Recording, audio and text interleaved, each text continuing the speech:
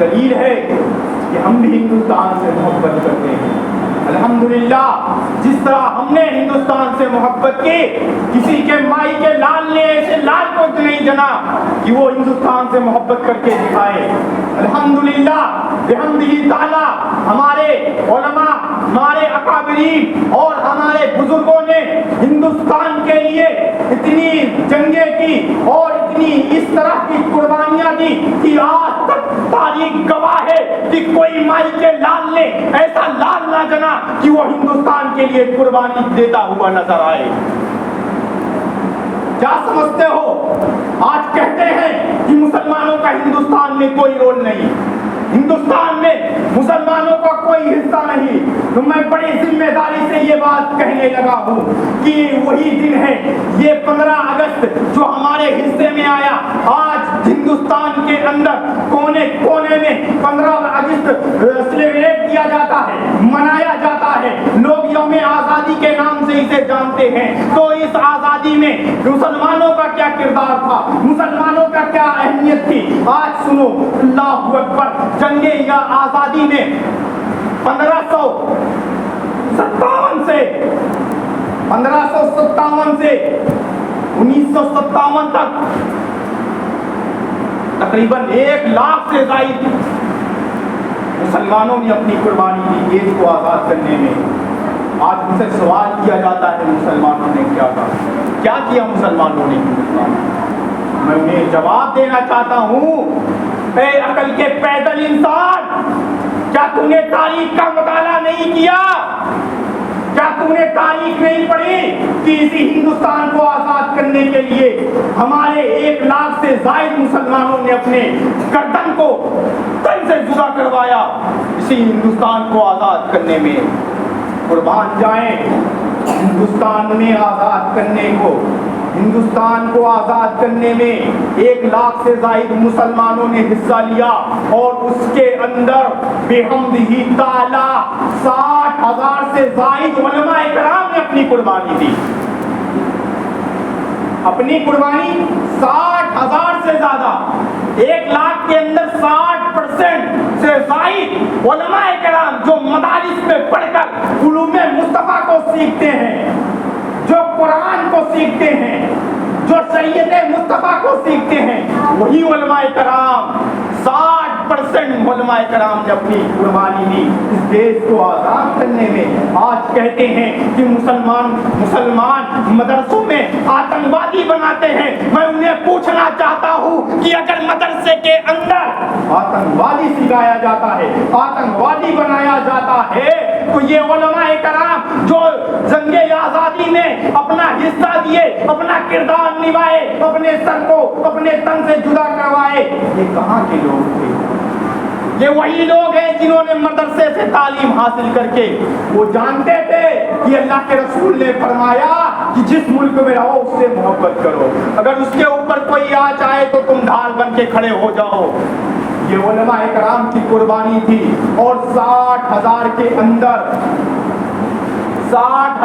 کے اندر تقریباً 35,000 سے زائد، اب کوئی خاموش نہیں رہے گا، 35,000 سے زائد الحمدللہ سنی صحیح العقیدہ جسے اہل سنت والجماعت کے عالم کہا جاتا ہے وہ تھے۔ اہل سنت والجماعت کے عالم 35,000 سے زائد اہل علماء سنت تھے جنہوں نے اپنی جان کی قربانی کی۔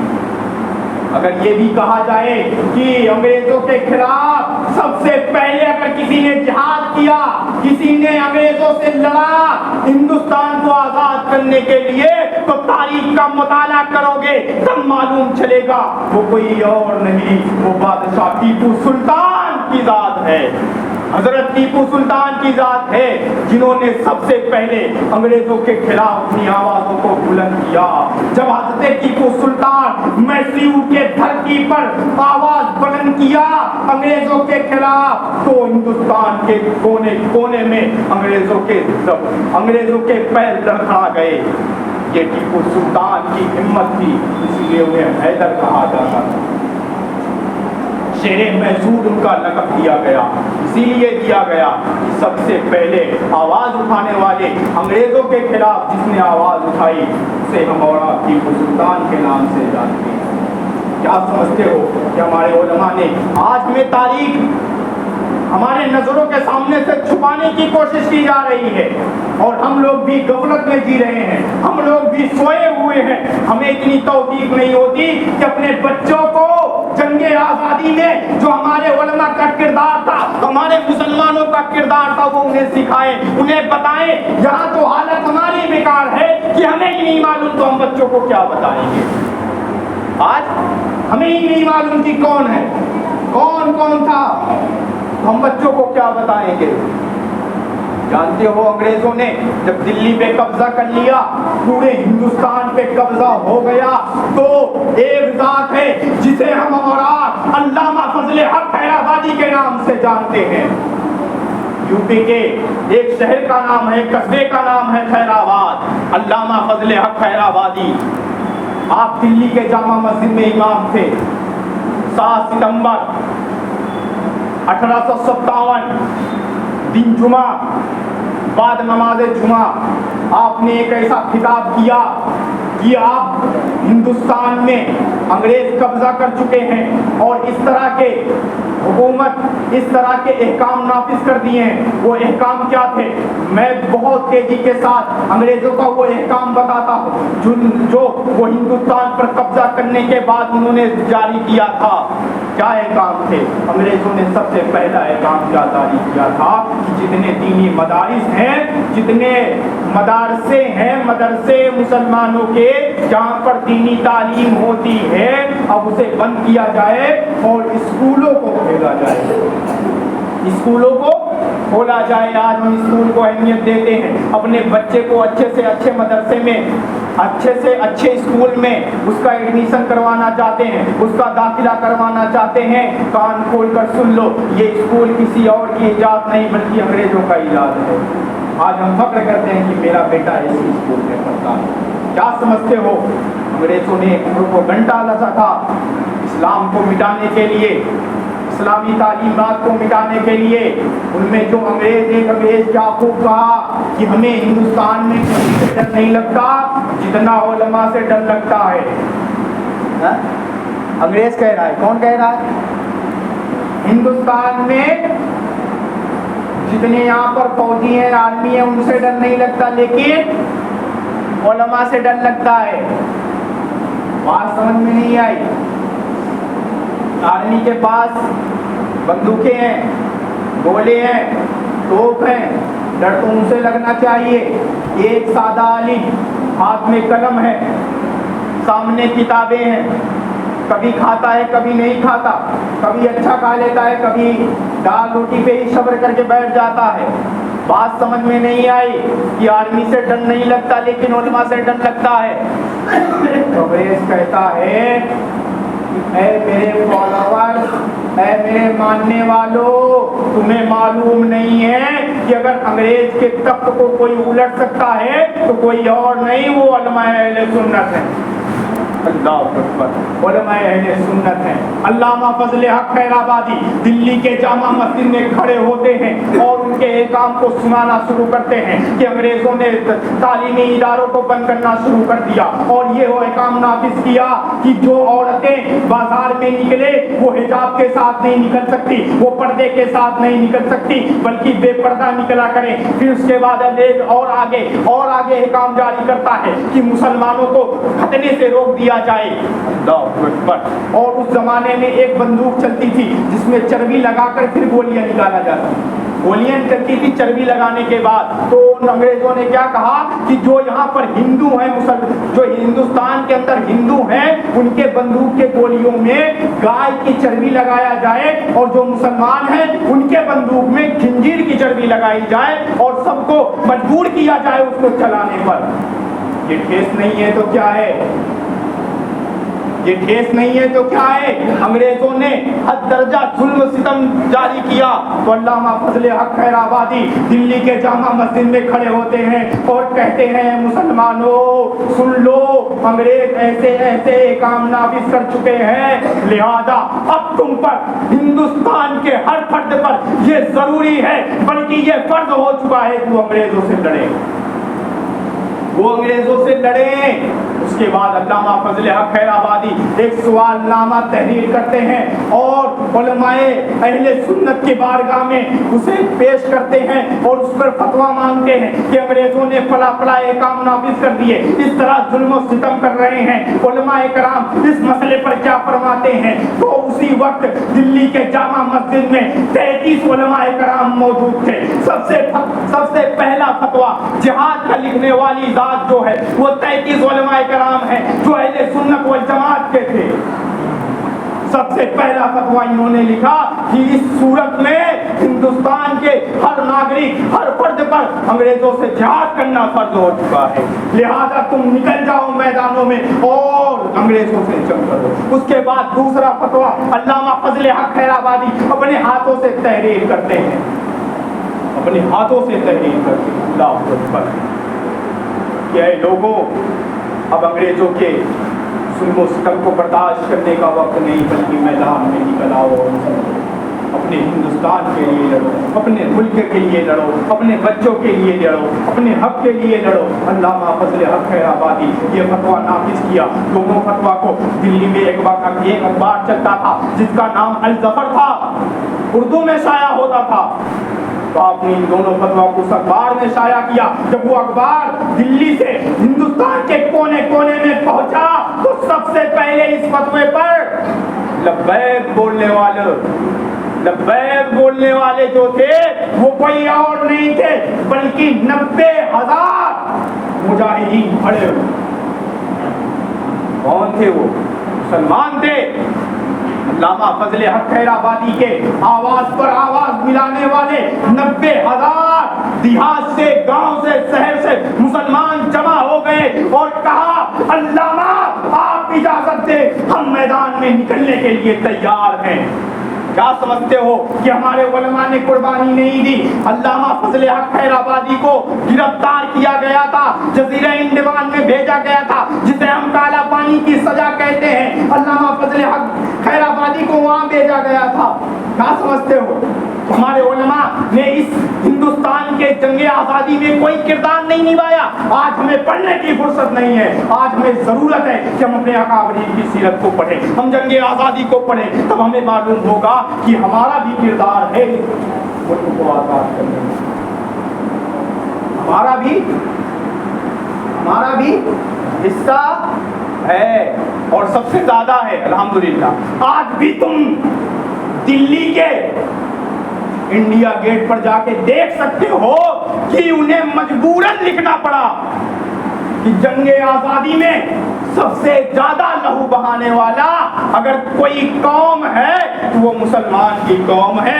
ایک بورڈ لگا ہوا ہے، اس کے اوپر ہی لکھا ہے کہ 68,600 کچھ ہیں، 68,800 کچھ مسلمان سب سے اول درجے پہ ہیں، سب سے پہلے نمبر پہ ہیں کہ انہوں نے قربانی دی۔ اس کے بعد سکھوں کا نمبر آتا ہے جن کا نمبر 7واں 8واں آتا ہے۔ آج وہ دعویٰ کرتے ہیں مسلمان کچھ کیے ہی کیا ہے؟ تاریخ کو پڑھو تب تمہیں معلوم ہوگا۔ مولانا لیاقت علی ایک سید عالم اکرام، ایک سید عالم، ایک بہترین مفتی، یہ جب نکلے انگریزوں سے جنگ کرتے ہوئے تو آپ آدھے لکھنؤ پہ قبضہ کر لیا، اس کے بعد وہاں سے ان کو گرفتار کیا گیا اور کالے پانی کی سزا دی گئی۔ آج بھی ان کی درگاہ، ان کا مقبرہ آج بھی کالے پانی کے جیل کے اندر موجود ہے۔ آج بھی ان کی قبر جو ہے کالے پانی جو جیل ہے اس کے اندر موجود ہے۔ ہمارے اکابرین نے اس دیش کے لیے بہت قربانی دی۔ مفتی عنایت احمد یہ بہت بہترین عالم، انہیں بھی چلی رہی ایمان نہیں کرو. ان کا گناہ کیا تھا؟ یہی گناہ تھا کہ انہوں نے فتویٰ دیا کہ انگریزوں کے خلاف جنگ کیا جائے. ایک فتوے کے بنا پر انہیں اٹھا کر جزیرہ انڈمان میں پھینک دیا گیا, ڈال دیا گیا اور ان پر ظلم و ستم کیا گیا. آج ہم لوگ ان تمام باتوں سے معلوم ہی نہیں ہے, ہمیں ان تمام باتوں سے ہمیں کوئی تعلق ہی نہیں ہے, ہمیں پڑھنے کی فرصت نہیں ہے. اے مسلمانوں, تم پڑھو, اپنے اکابرین کی سیرت کو پڑھو. جنگ آزادی میں ہمارے علماء نے کیا کردار نبھایا ہے, ہمارے مسلمان بھائیوں نے کیا کردار نبھایا ہے, تم پڑھو. آج پڑھنے کی ضرورت ہے. 1 لاکھ سے زائد مسلمان جب حصہ لیے ہیں, وہ کون لوگ ہیں؟ ہمارے اوپر ذمہ داری نہیں ہے؟ 30,000 سے زائد علماء اہل سنت نے حصہ لیا ہے جنگ آزادی میں. کون لوگ ہیں؟ یہ بورڈ پر لکھا ہوا ہے, 12 نام لکھا ہوا ہے. کم سے کم آپ لوگ 12 نام تو یاد کر لیں, 12 نام تو یاد کر لیں. 12 نام یاد کریں گے نا, بورڈ پر لکھا ہوا ہے. 12 نام یاد کر لیں کہ ان علماء کرام نے جنگ آزادی میں حصہ لیا اور کس قدر ان پر ظلم و ستم کیا گیا ہے.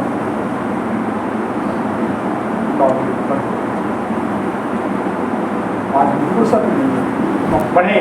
آج ہمارے اوپر انگلیاں اٹھائی جاتی ہیں. کس لیے اٹھائی جاتی ہے ہمیں معلوم ہی نہیں ہے, ہمیں معلوم ہی نہیں ہے. میں یہ نہیں کہتا کہ مسلمان ہی تھے, مسلمان کے ساتھ ہندو بھائی بھی تھے, سکھ بھی تھے. تمام لوگوں نے مل جل کر جنگ آزادی لڑی ہے. لیکن کوانٹٹی, تعداد جس کی زیادہ تھی مسلمان کی تعداد تھی. آج یہ چھپایا جاتا ہے ہم سے, انہیں معلوم ہو جائے گا تو یہ بھی آگے آئیں گے اور یہ بھی بتائیں گے کہ ہمارے ابھی اکابرین اس میں حصہ لیے تھے. آخری مفتی کفایت علی کافی کو مراد آبادی, مفتی کفایت علی کافی مراد آبادی کو جزیرہ انڈمان میں بھیجا گیا تھا. جرم کیا تھا؟ جرم یہی تھا, انہوں نے انگریزوں کے خلاف ایک فتوے کے بنا پہ انہیں چھوڑا اور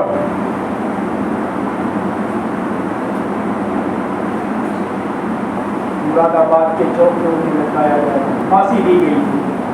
کیا سمجھتے ہو؟ یہ کیس آزادی آسانی سے آزاد ہو گیا. ہمارے اکابرین نے اپنے خون کو بہایا ہے. آخری نام میں بتا دیتا ہوں, اس کے بعد اعلیٰ حضرت امام اہل سنت کے دادا مولانا مصطفیٰ رضا خان, یہ ان کے دادا تھے, مولانا رضا علی خان. انہوں نے بھی جنگ آزادی میں اپنا کردار نبھایا. یہ فوجیوں کے لیے کھانا بھیجا کرتے تھے, پانی بھیجا کرتے تھے, ہتھیار بھیجا کرتے تھے, گھوڑے بھیجا کرتے تھے. آج لوگوں نے یہ دبا دیا, مسلمانوں نے کچھ کیا ہی نہیں. اللہ تعالیٰ ہمیں اپنے اکابرین کے سیرت کو پڑھنے والا بنائے اور ان کے بارے میں ہمیں جاننے والا بنائے. انشاءاللہ تبارک و تعالیٰ ہم سب یہاں پر عہد کرتے ہیں کہ ہم اپنے اکابرین کے بارے میں مطالعہ کریں گے. اللہ تبارک و تعالیٰ جنگ آزادی میں جتنے علماء کرام شہید ہوئے سب کی مغفرت فرمائے اور ان کے درجات کو بلند فرمائے. ان کے صدقے توسل سے ہمارے اندر ہمت اور قوت اور ہمارے حوصلے میں, جذبے میں بے پناہ برکتیں عطا فرمائے. کلمہ شہادت پڑھ لیں, اشہد ان لا الہ الا اللہ و اشہد ان محمد عبدہ و رسولہ. استغفر اللہ العظیم.